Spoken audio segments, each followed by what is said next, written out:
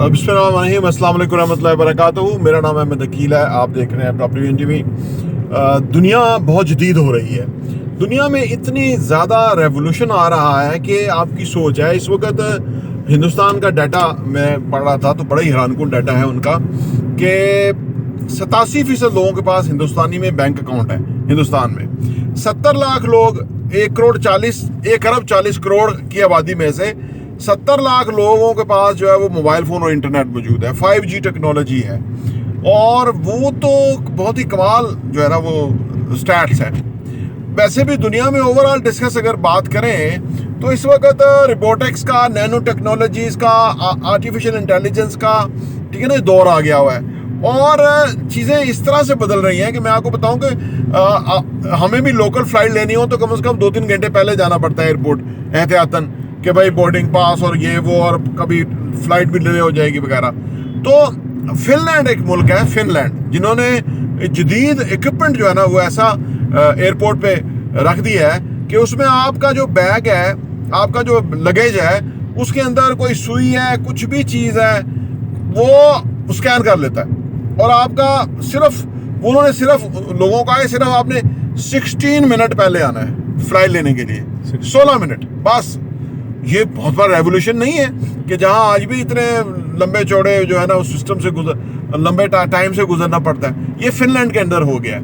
اچھا, اس طرح دنیا میں جو ٹیکنالوجیز آ گئی ہیں کہ یعنی آپ نے فرض کریں ایک گھڑی پہنی ہوئی ہے تو اس کے آپ کی پوری میڈیکل رپورٹ جو ہے وہ گھڑی تھرو کمپیوٹر جو ہے نا وہ آپ کو فراہم کر دے گی. آپ کو ضرورت ہی نہیں ہے ڈاکٹر کو آپ کی ہسٹری دیکھنے کی ضرورت نہیں ہے, آپ کو ٹیسٹ کرانے کی ضرورت نہیں ہے. سب کچھ جو ہے نا وہ آپ کا سامنے ہے. پھر آپ کا جو پورا ریکارڈ ہے وہ اس کے اندر میڈیکلی جو ہے نا وہ مینیج ہو رہا ہے. یعنی کیا کیا کچھ آپ حیران ہوتے جائیے. اچھا, پھر آپ نے اپنی جو اپلائنسز ہیں ان کو اپنی ڈائریکشن کے اوپر اپنی اکارڈنگلی فٹ کیا ہوا ہے. ہر اپلائنسز کو پتا ہے کہ کب اس نے چلنا ہے اور کب چلنا ہے, کب بند ہونا ہے, کتنا اگر اے سی ہے تو کتنا ٹیمپریچر مجھے کمفرٹیبل ہے وہ اس پہ ہی رہے گا. یہ مجھے دیکھے گا جب تو اسی پہ رہے گا, یا دوسرے کو دیکھے گا تو اس کے مطابق ہو جائے گا. یعنی بہت ہی کچھ کمال جو ہے وہ ہونے لگا ہے. یہ سارا جو سائنس نے جتنی ترقی کی ہے تو سوال یہ پیدا ہوتا ہے کہ اس کا مطلب ہے کہ جو پیس ہے, ایڈوانسمنٹ کی جو پیس ہے, اس پیس کو کیسے پکڑیں, اس کے ساتھ کیسے الائن ہو. یہ تو بہت بڑا چیلنج ہے آج کے دور کے اندر.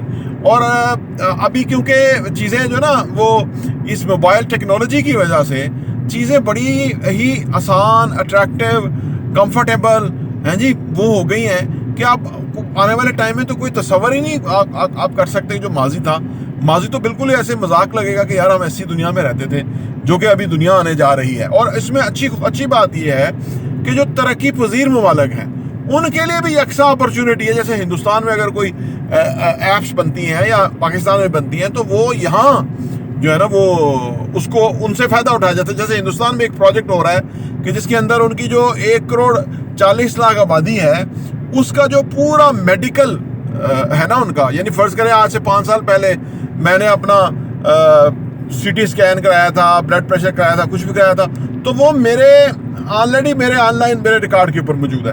ورنہ 5 سال کی رپورٹ نکالنا سنبھالنا ایک پرابلم ہے. تو وہ پورے ہندوستان کو اس ہیلتھ کیئر کے اوپر جدید لیول پہ لے کے جا رہے ہیں. پھر سٹی اسکین جو ڈاکٹرز کرتے ہیں اور اس میں جتنا ٹائم لگتا ہے, اگر فرض کریں ایک ڈاکٹر جو یا ایک میڈیکل پروفیشنل جو ہے وہ سٹی اسکین کرتا ہے تو 15 منٹ لگتے ہیں فرض کریں, اور دن میں وہ کتنے کر سکے گا, لمیٹڈ. لیکن یہ جو ٹیکنالوجی آ رہی ہے سٹی اسکین کے حوالے سے وہ آپ سوچئے کہ 30 سیکنڈ کے اندر ایک بندے کا جو ہے وہ سٹی اسکین کر لیں گے. یعنی اس قدر جو ہے وہ فاسٹ ہونے جا رہا ہے. اور پھر اس سے کیا ہوگا کہ جو وہ ممالک جیسے افریقہ ہے, جیسے اور بے شمار دنیا کے ممالک ہیں جن کو بنیادی ہیلتھ کیئر فیسلٹیز میسر نہیں ہیں, یہ جو ٹیکنالوجیز آ رہی ہیں یہ ان کو بھی ہیلتھ کیئر کے اندر بڑا فائدہ پہنچا سکیں گی. اور دنیا بھر کے اندر ایک ہیلتھ کے اندر بھی ایک ریولوشن آ رہا ہے. تو یعنی اتنا کچھ جو ہو رہا ہے, یہ تو میں تھوڑا ایک پوڈ کاسٹ میں تھا تو اس میں نے سن رہا تھا تو میں آپ کے سامنے بیان کر رہا ہوں. اور بہت ساری چیزیں ہیں جو کہ اچھا, پھر 3D جو پرنٹنگ آ رہی ہے, 3D پرنٹنگ, اس کے تحت بلڈنگز بنیں گی, اس کے تحت پلازاز بنیں گے, اس کے تحت جو ہے وہ کام ہوگا. تو وہ اس کی سپیڈ بڑھ جائے گی, ایکوریسی بڑھ جائے گی, کاسٹ افیکٹو ہو جائے گا, क्वालिटी जो है वो बहुत ज़बरदस्त हो जाएगी। तो ये सारा कुछ जो होने जा रहा है, अब हम क्योंकि थोड़े पिछले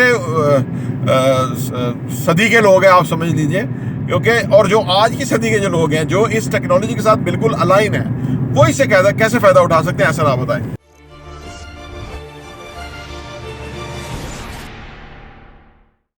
एक चीज़ तो देखें, इसमें पहले हम देख लें कि ये जो भी इसमें एडवांसमेंट्स आई हैं, वो ये नहीं कि सिर्फ एक फील्ड में आई है टेक्नोलॉजी की वजह से, वो तो एक अब हर एक फील्ड में एडवांसमेंट आ चुकी है।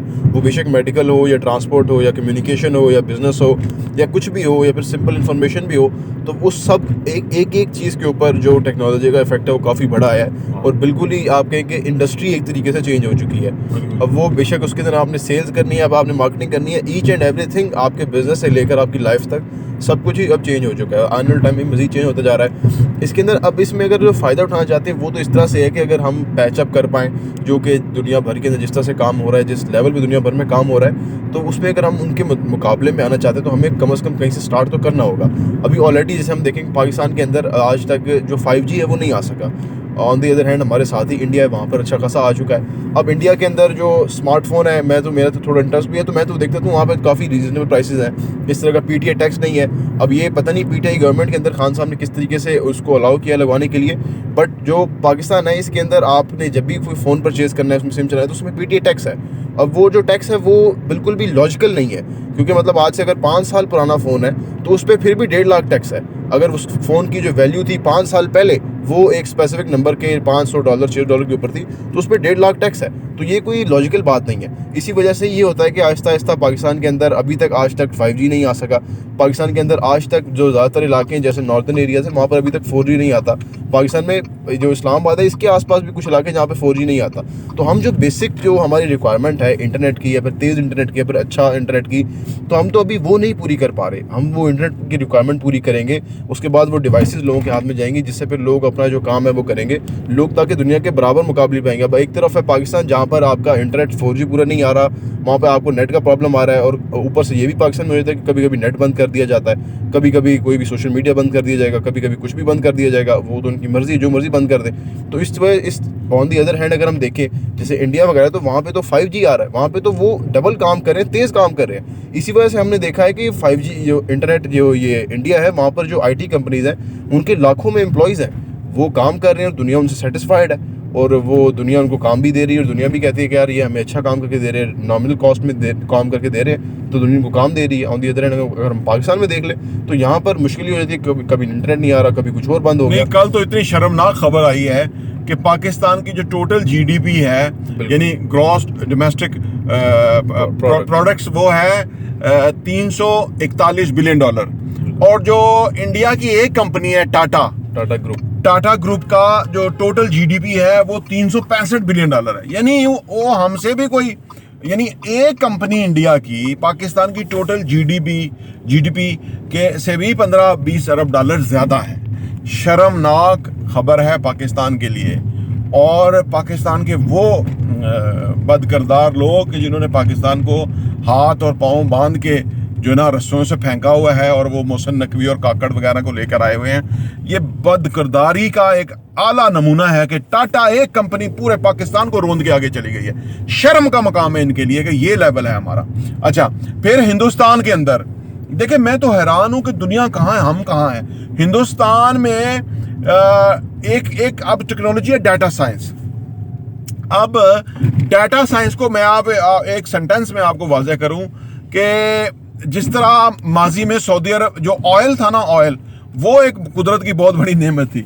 आज का जो जदीद ऑयल है वो डाटा है, जो कि हिंदुस्तान अपना मेंटेन और कर रहा है। मोदी क्या कर रहा है, मोदी बिजनेसेस के साथ मिलके, स्टार्टअप्स के साथ मिलके चीज़ों को रैशनलाइज कर रहा है, चीज़ों को एक्सेप्टेबल बना रहा है, लोगों को एम्पावर कर रहा है, जो कि इमरान खान कर रहा था हमारे मुल्क के अंदर, लेकिन उसको हटा दिया गया। वो उनको पूरा सपोर्ट फराहम कर रहा है, उनको आगे बढ़ने का मौके फराहम कर रहा है, और उनकी जो पर कैपिटा इनकम है उसमें ड्रास्टिक चेंजेस आ रही हैं। ठीक है ना, दुनिया हैरान है देख करके जो कुछ वहां हो रहा है। और ये जो दुश्मन करते फिरते थे, उन्होंने क्या किया पाकिस्तान का हशर है जी, और वो हम कहाँ और वो कहाँ हैं। اور کوئی مقابلہ ہی نہیں ہے کسی بھی طرح سے. اور پاکستان میں یہ نہیں کہ ہمارے یہاں صرف ایک ہی آئین اور قانون نہیں ہے جو کہ وہاں ہے. مودی جتنا بھی شفاق ہے جو بھی ہے, لیکن وہ وہاں کی پولیٹیکل اسٹرینتھ ہے. دنیا ان سے بات کرتی ہے, وہ دنیا سے بینیفٹ اٹھاتے ہیں جی. وہ جابز دنیا سے لے کے آ رہے ہیں اپنے ملک کے اندر, لوگوں کو روزگار دے رہے ہیں, اور ہمارے روزگار چھین رہے ہیں.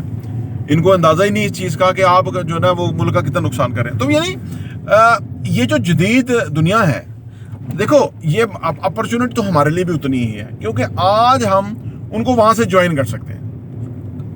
جو ہی موبائل انٹرنیٹ کے حوالے سے جس طرح رجحان ہندوستان میں, ویسا ہی رجحان پاکستان میں, کیونکہ مور اور لیس ویسا ہی کلچرلی ہمارا جو ہے نا وہ ان کے ساتھ ایک آپ سمجھ لیجیے ایک طرح کی ہم آہنگی ہے. اس کی وجہ سے ہمارا اور ان کی جو آپ سمجھ لیجیے جو جی ڈی پی ہے نا وہ ایک طرح کی سملر ہے, کوئی بہت بڑی ان کی ایکسپورٹ نہیں ہے. آج البتہ انہوں نے جو 115 سال سلیکن ویلی کو لگ گئے آج کے لیول پہ پہنچتے ہوئے, انہوں نے 10 سال میں سلیکن ویلی کی طرح کا اپنا ادھر انوائرمنٹ کریٹ کر لیا ہندوستان کے اندر. دوسری بات یہ ہے کہ وہ جو آپ کہہ رہے ہیں کہ ہم ان کو ریچ کر سکتے ہیں, وہ تب کریں گے کہ جب ہمارے پاس بیسک فیسلٹی سیم ہوں گی وہاں کی نسبت. وہاں پر جو ایک سمپل انٹرنیٹ والا فون ملتا ہے 5G ٹیکنالوجی والا, وہ 7-8 ہزار روپے انڈین ہوتا ہے, اور یہاں پاکستانی اگر وہ کریں تو وہ اپروکسیمیٹلی بن جاتا ہے تقریباً 28-30 ہزار روپے.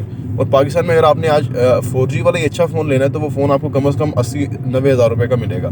تو یہ جو چھوٹی چھوٹی چیزیں, یہ اوور آل اگر دیکھیں آن دی ادر ہینڈ, اگر ہم وہاں پہ دیکھیں, وہاں پہ تو انٹرنیٹ اتنا سستا ہے انڈیا کے اندر, وہاں پر انٹرنیٹ آپ کو پرووائڈ کیا جا رہا ہے, آپ کو اوپر سے 5G پرووائڈ کیا جا رہا ہے. تو یہ جو چھوٹی بیسک ریکوائرمنٹس ہیں یہ اگر پوری ہوں گی تو اس کے بعد ہی ہم ان کا جو کمپٹیشن میں آ سکتے ہیں, پھر ان کو میچ کر سکتے ہیں. دیکھیں یہ جو ہے نا چیزیں, یہ یقین کریں کہ کوئی مشکل نہیں ہے, کوئی مشکل نہیں ہے کہ آپ نے دیکھیں آپ نے اپنی بیوروکریسی کے اندر وہ لوگوں کو آئی ٹی کی انڈسٹری کو کے اندر لگانے ہیں کہ جو تھوڑا پرائیویٹ سیکٹر کی طرح سوچ سکے, کارپوریٹ سیکٹر کی طرح سوچ سکے, اور لوگوں کو وہ فیسیلیٹیٹ کریں تاکہ ہمارا جو بیس ہے نا وہ بڑھے.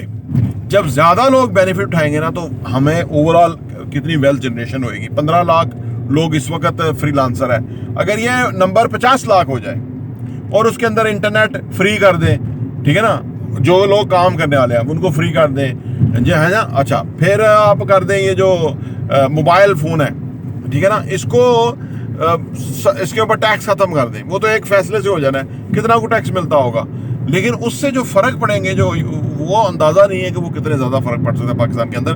کیونکہ یہ جو لوگ ہوتے ہیں یہ باہر کام کرتے ہیں اور ڈالرز لاتے ہیں, اور یہ شروع میں بے شک سلو ہوگا, لیکن 2 سے 5 سال کے اندر پاکستان میں یہ جو ہم روبوٹکس میں, آئی ٹی میں, ٹھیک ہے نا, یہ کمپیوٹر سائنس میں ہم چیزیں باہر بیچ کے بہت ہی زیادہ پیسہ کما سکتے ہیں. کیونکہ دنیا ابھی بہت پیچھے ہے اس میں. ہندوستان ہم سے آگے نکل گیا, امریکہ آگے ہے, اسرائیل آگے ہے, اور ممالک آگے ہیں, لیکن ابھی کوئی 10-12 ملکوں کے بعد ہمارا نمبر آ سکتا ہے اگر آج ہم اس کو پکڑ لیں.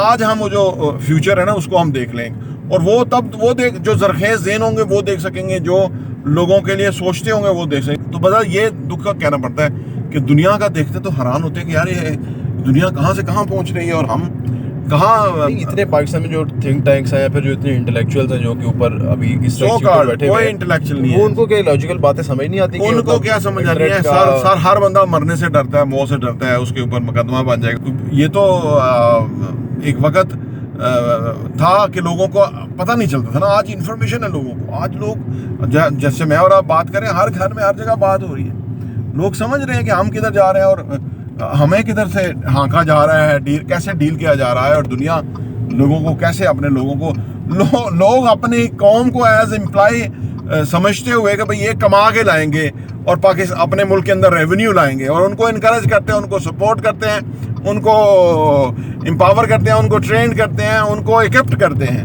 کہ یہ کما کے لے کے آئیں. اور ہمارے یہاں کو ادراک ہی نہیں ہے, ان کو پتہ ہی نہیں ہے, کیونکہ یہ ایسے بس آئے ہوئے ہیں کسی میٹرک ایف اے کرنے کے بعد. ان کو کیا پتا ہوتا ہے کہ کیا دنیا ہے اور کیا دنیا کہاں پہنچ سکتی ہے اور کیسے پہنچ سکتی ہے, یا تو ان کو اس کا کوئی احساس اور درد ہو.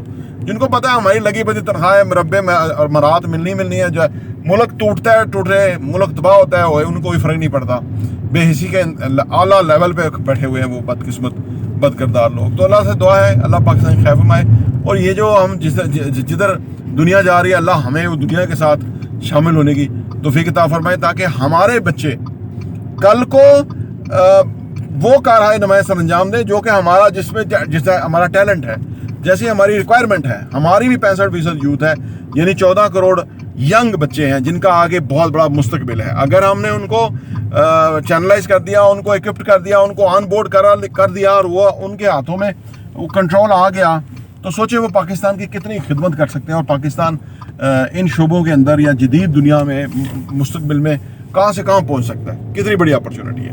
تو آپ بھی دعا کیجیے, ہم بھی دعا کر رہے ہیں, اور آپ انفارمیشن کو آگے پاس آن کیجیے سو دیٹ کہ لوگوں کو پتہ لگے. آپ کائنڈلی ہمارے ویڈیو کو شیئر بھی کیجیے تاکہ لوگوں کو پتہ لگے کہ دراصل کون جو ہے نا وہ ذمہ دار ہے اس پاکستان کی صورتحال کا, اور دنیا جو ترقیاں سمیٹ رہی ہے اس میں پاکستان کیوں شامل نہیں ہے.